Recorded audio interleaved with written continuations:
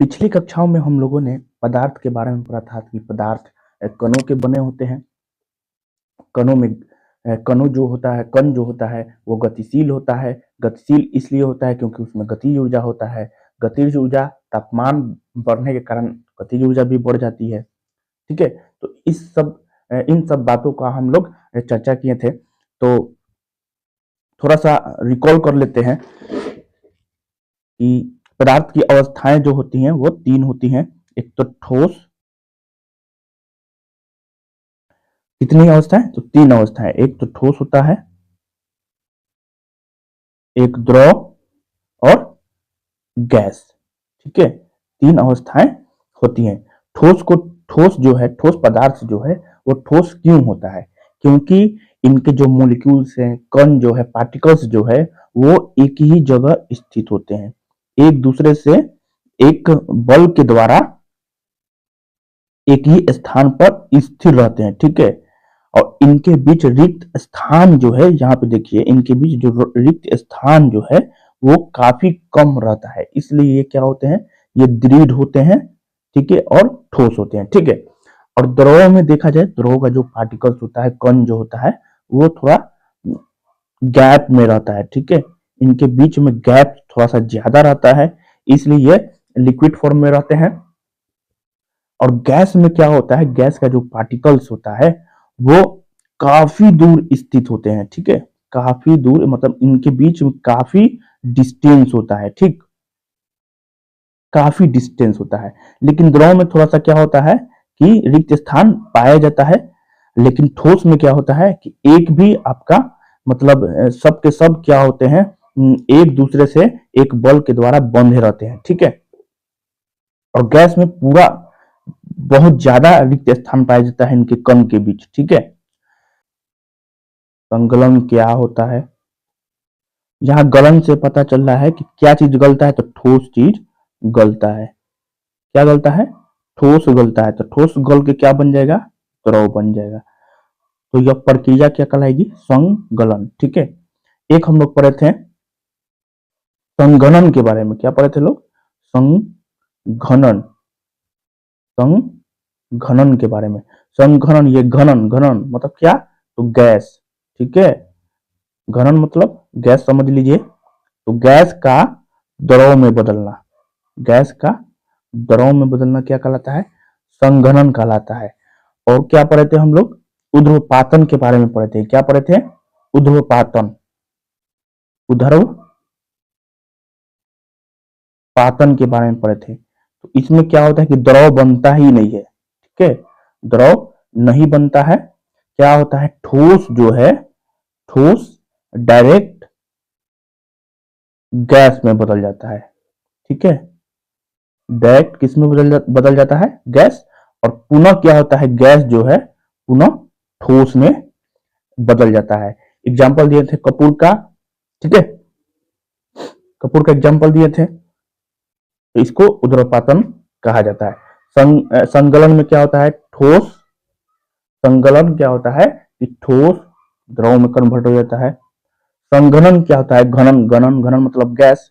Gas क्या होता है? गैस द्रव में बदल जाता है। ऊर्ध्वपातन में द्रव बनता ही नहीं है, ठोस डायरेक्ट गैस में बनता है और गैस पुनः ठोस में बनता है। ठीक है, यह ऊर्ध्वपातन हो गया। ठीक, अब हम लोग नेक्स्ट चैप्टर के बारे में पढ़ते हैं। ठीक है, नेक्स्ट चैप्टर हमारे आसपास के पदार्थ शुद्ध हैं, इसके बारे में हम लोग को डिटेल में पढ़ना है। तो चलिए शुरू करते हैं आज का नया चैप्टर। हम कैसे जान सकते हैं कि बाजार से खरीदा हुआ दूध, घी, मक्खन, नमक, मसाला, मिनरल जल या जूस ये शुद्ध है? कैसे पता करेंगे?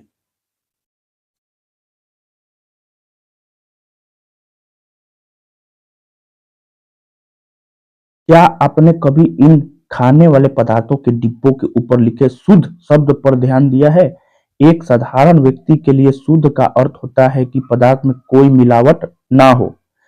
वैज्ञानिकों के लिए ये सभी वस्तुएं विभिन्न पदार्थों के मिश्रण है। क्या है? मिश्रण है, अतः शुद्ध नहीं है।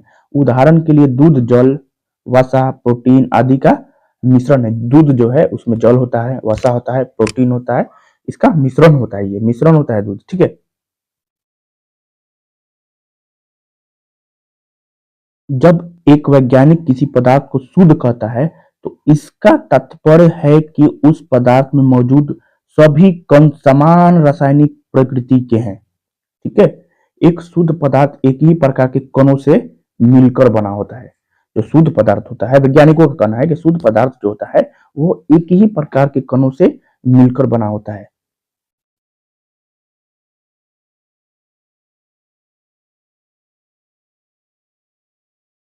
जब हम अपने चारों ओर देखते हैं तो पाते हैं कि सभी पदार्थ दो या दो से अधिक शुद्ध अवयवों के मिलने से बने हैं। उदाहरण के लिए समुद्र का जल, खनिज, मिट्टी आदि सभी क्या है, तो ये मिश्रण है, ठीक।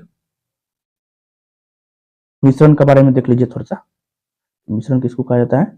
मिश्रण जिसे पदार्थ कहा जाता है, एक या एक से अधिक शुद्ध तत्वों या यौगिकों से मिलकर बना होता है। मिश्रण मिश्रण वो है जो एक या एक से अधिक शुद्ध तत्वों या यौगिकों से मिलकर बना होता है, ठीक है।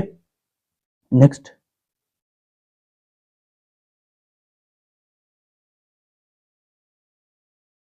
किसी पदार्थ को अन्य प्रकार के तत्वों में भौतिक भौतिक प्रक्रम द्वारा पृथक नहीं किया जा सकता है। किसी पदार्थ को अन्य प्रकार के तत्वों में भौतिक प्रक्रम द्वारा पृथक नहीं किया जा सकता है।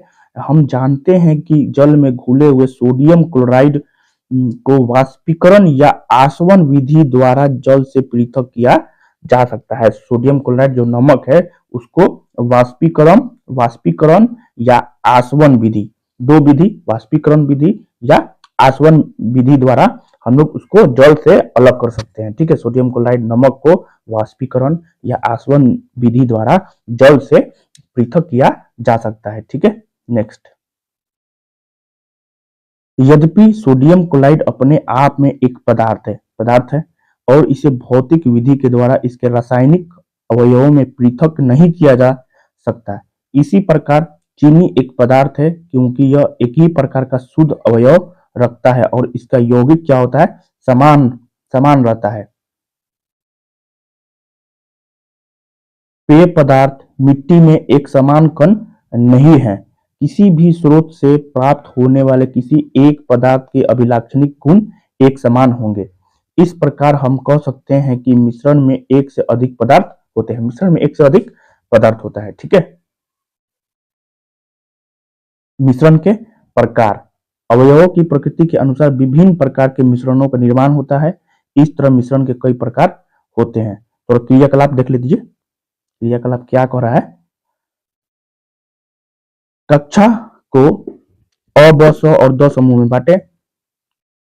एक बीकर जिसमें 50 ml जल और एक चम्मच कॉपर सल्फेट चूर्ण हो, ठीक है। समूह अ को दें।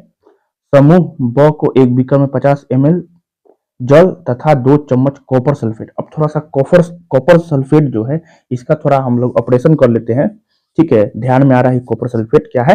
तो कॉपर सल्फेट का जो रासायनिक फॉर्मूला होता है वो होता है CuSO4। क्या होता है? CuSO4। ये कॉपर सल्फेट होता है। इसका दूसरा नाम नीला थोथा है ना, इसको नीला थोथा कहा जाता है, ठीक है। इसका दूसरा नाम क्या है? नीला थोथा, ठीक। इसका ये क्या होता है? ये शवक नाशक होता है, शैवाल नाशक होता है, कवक नाशक होता है, जीवाणु नाशक होता है। जो कॉपर सल्फेट है ये शैवाल नाशक, कवक नाशक और जीवाणु नाशक होता है, ठीक। क्या कर रहा है कि कॉपर सल्फेट और पोटेशियम परमैंगनेट या साधारण नमक समूह 100 और 2 को दें। दोनों को अवयव को पृथक मात्रा में दें, ठीक है। पोटेशियम परमैंगनेट के बारे में बताए थे कि पोटेशियम परमैंगनेट का फॉर्मूला क्या होता है? KMNO4 होता है पोटेशियम परमैंगनेट। इसका यूज जो होता है ये घाव को साफ करने में किया जाता है। दवा के रूप में इसका प्रयोग सबसे ज्यादा मात्रा में किया जाता है पोटेशियम परमैंगनेट का, ठीक है। चलिए इसका भी ऑपरेशन हो गया है। नेक्स्ट, अब बोल रहा है कि अब पृथक पृथक समूहों के उन अवयवों को मिलाकर मिश्रण तैयार करें, मतलब कॉपर सल्फेट, पोटेशियम परमैंगनेट, जल इसमें डाल के मिश्रण बनाना है। उनके रंग और बनावट के आधार पर एक रिपोर्ट तैयार करें कि कैसा कलर हो जा रहा है, ठीक है। समूह अ ब को एक मिश्रण प्राप्त होता है जिसकी बनावट समान होती है। इस तरह के मिश्रण को हम समांगी मिश्रण कहते हैं। जब समान मात्रा में कोई चीज मिला रहे हैं तो समांगी मिश्रण कहलाएगा, ठीक है। समान मात्रा में अगर मिल रहा है तो सब समान मात्रा में मिलता है ना।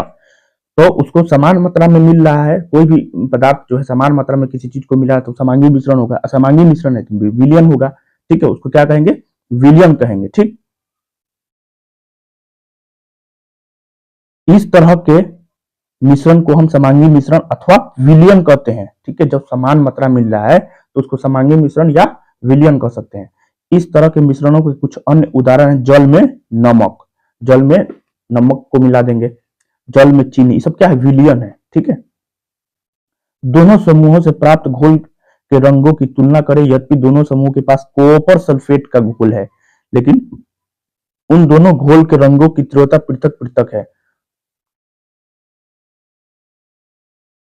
यह दिखलाता है कि समांगी मिश्रण पृथक पृथक संगठन रख सकते हैं। समूह स और द ने जो मिश्रण प्राप्त किया उनके अंश भौतिक दृष्टि से पृथक हैं। इस तरह के मिश्रण को विषमांगी मिश्रण, ऐसा मिश्रण जिसमें समान मात्रा नहीं मिला हो, विषमांगी मिश्रण हो जाएगा, ठीक है। सोडियम क्लोराइड और लोहे की छीलन, नमक और सल्फर एवं जल और तेल जो पूर्ण रूप से घुल ना सके, ठीक है, तो उसको क्या कहेंगे? विषमांगी मिश्रण कहेंगे, ठीक है। ठीक है।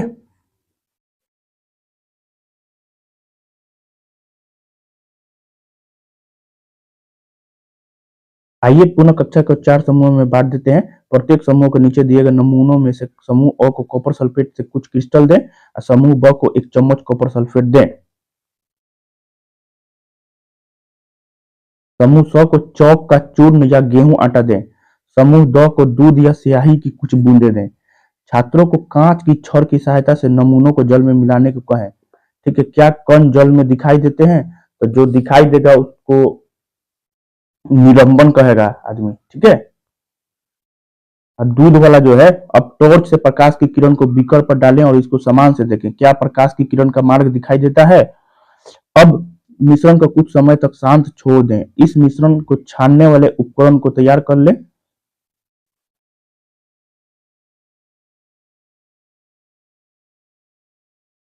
कुछ समय के बाद कण नीचे बैठना शुरू करते हैं, ठीक है। मतलब जब डालेंगे, चौक डालेंगे पानी में तो क्या होगा? वो नीचे बैठना शुरू कर देगा। मिश्रण को छान ले। क्या छानक पत्र पर कुछ शेष बचा है? हाँ, जो चौक होगा वो बचा रहेगा। कक्षा में परिणामों पर चर्चा कर इस क्रिया पर एक मत बनाने का प्रयत्न करें। समूह अ अब एक विलयन पाते हैं, समूह स एक निलंबन पाता है। जो चौक वाला है ना, तो पानी में हम चौक डाल दिए और पानी को फिर छान लिए, जो चौक बचा ये तो निलंबन हो गया। निलंबन का ये प्रकार हो गया। और समूह द जो दूध वाला था, ठीक है, तो वो क्या था? वो कोलाइड विलयन था। क्या था? उसको कोलाइड विलयन कहा जाता है। नेक्स्ट में हम पढ़ेंगे कोलाइड क्या है, निलंबन क्या है, ठीक है। यहाँ देखिए दिया हुआ है बारे में। अब हम विलेनो, निलंबो और कोलाइड विलयन के बारे में पढ़ेंगे। पहले समांगी मिश्रण के बारे में बताएं कि समान मात्रा में मिला रहता है तो समांगी, या घुल जाए वो समान मात्रा है। विषमांगी जो ना घुले, जो समान मात्रा में ना हो, वो विषमांगी मिश्रण होगा, ठीक।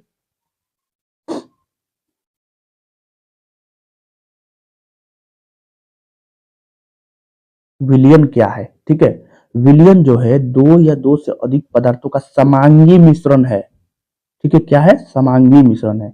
आप प्रतिदिन बहुत प्रकार के विलयनों को देखते होंगे, नींबू जल, सोडा जल आदि विलयन के उदाहरण है, ठीक है।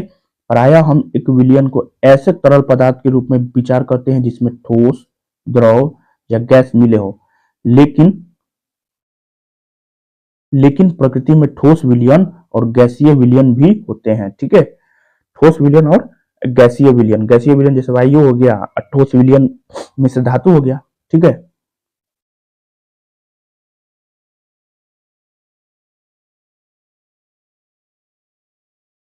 विलयन के कणों में समांगितता होती है। उदाहरण के लिए नींबू जल का स्वाद सदैव समान रहता है। यह दर्शाता है कि इस विलयन में चीनी और नमक के कण समान रूप से वितरित होते हैं। मिश्र धातु, देखो मिश्र धातु क्या होता है, तो ये धातुओं के समांगी मिश्रण होते हैं जिन्हें भौतिक क्रिया द्वारा अवयवों में पृथक नहीं किया जा सकता, लेकिन फिर भी मिश्र धातुओं को मिश्रण माना जाता है क्योंकि ये अपने घटकों के गुण को दर्शाते हैं और पृथक पृथक संगठन रखते हैं।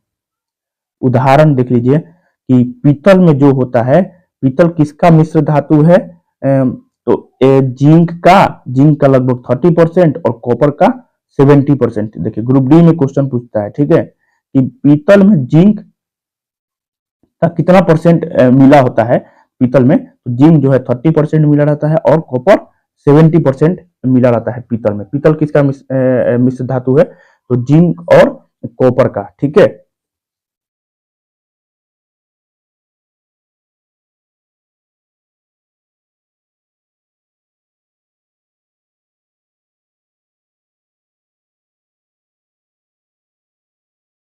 किसी विलयन को दो भागों, एक तो विलायक और विलय में बांटा जाता है। विलयन का वह घटक जिनकी मात्रा दूसरे से अधिक होती है, विलयन का वह घटक जिनकी मात्रा दूसरे से अधिक होती है, जो दूसरे घटक को विलयन में मिलाता है उसे विलायक कहते हैं, ठीक है। जैसे जल क्या है, जल क्या है, विलायक है। क्यों विलायक है, क्योंकि ये दूसरे पदार्थ को अपने अंदर घुलाता है। विलायक क्या होगा, तो जैसे जल हो गया, जल क्या हो गया, विलायक हो गया क्योंकि वह दूसरे पदार्थ के घटक को अपने में घुलाता है, ठीक। विलयन का वह घटक जो प्राय कम मात्रा में होता है, जो कि विलायक में घुला होता है, उसे विलय कहते हैं। विलय, जैसे जल में हम क्या मिला रहे हैं, नमक, तो नमक क्या हो जाएगा, विलय हो जाएगा, ठीक है। और जल क्या हो गया, विलायक हो गया, ठीक है। विलय से पता चला है थोड़ा कम मात्रा, विलायक मतलब थोड़ा ज्यादा मात्रा, तो जल थोड़ा ज्यादा रहता है तो इसलिए विलायक हो गया, और नमक क्या हो गया, थोड़ा सा कम डालेंगे तो पानी की तुलना में तो वो कम ही है, इसलिए विलय क्या हो गया, नमक हो गया, ठीक है। जैसे यहाँ पे देख लीजिए, उदाहरण देख लीजिए, उदाहरण से एकदम क्लियर हो जाएगा। यहाँ दे रहा है कि चीनी और जल का एक विलयन है, एक तरल घोल में ठोस का उदाहरण है, ठीक है। इसमें चीनी क्या है, आपका विलय, क्योंकि चीनी का मात्रा तो कम है जल की तुलना में, और जल आपका विलायक है क्योंकि ये घुलाता है, ठीक है। आयोडीन और एल्कोहल का विलयन, जिसे टिंचर आयोडीन के नाम से जाना जाता है, बहुत इंपॉर्टेंट है, ठीक है। याद रखना है कि आयोडीन और एल्कोहल का विलयन को हम लोग टिंचर आयोडीन के नाम से जानते हैं। आयोडीन, टिंचर आयोडीन क्या होता है, जिसमें आयोडीन और एल्कोहल मिला होता है, ठीक है। तो इसमें आयोडीन क्या है, विलय है, और एल्कोहल क्या है, विलायक, क्योंकि ये घुलाने का काम करेगा। एल्कोहल का मात्रा थोड़ा ज्यादा रहेगा, आयोडीन का मात्रा थोड़ा कम होगा, तो आयोडीन इसमें घुलेगा एल्कोहल में, तो एल्कोहल क्या हो जाएगा, विलायक हो जाएगा, आयोडीन क्या होगा, विलय हो जाएगा, ठीक। वातयुक्त पेय जैसे सोडा जल, कोक इत्यादि तरल विलयन में गैस के रूप में है। इनमें कार्बन डाइऑक्साइड विलय और जल क्या हो जाएगा, आपका विलायक हो जाएगा, ठीक है। वायु गैस में गैस का विलयन है। यह मुख्यतः दो घटकों, ऑक्सीजन 21% और नाइट्रोजन 78% का समांगी मिश्रण है, ठीक है। तो इसमें कौन सा विलय होगा बताइए, तो जो ज्यादा परसेंटेज में है वो ही होगा, ठीक है।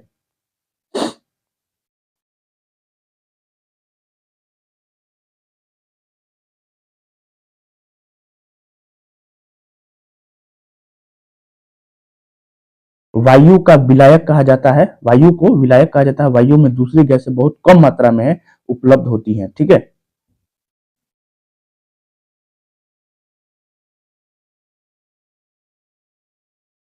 विलयन के गुण, विलयन क्या होता है, एक समांगी मिश्रण होता है, ठीक है। विलयन क्या होता है, एक समांगी मिश्रण होता है। विलयन के कण व्यास में 1 नैनोमीटर 10⁻⁹ ठीक है, से भी छोटे होते हैं, इसलिए वे आंख से नहीं देखे जा सकते हैं, ठीक है। अपने छोटे आकार के कारण विलयन के कण गुजर रही प्रकाश की किरण को फैलाते नहीं है, इसलिए विलयन में प्रकाश का मार्ग दिखाई नहीं देता है। ठीक है, छानने की विधि द्वारा विलय के कणों को विलयन में से पृथक नहीं किया जा सकता है। विलयन को शांत छोड़ देने पर भी विलय के कण नीचे नहीं बैठते हैं, अर्थात विलयन क्या है, स्थायी है।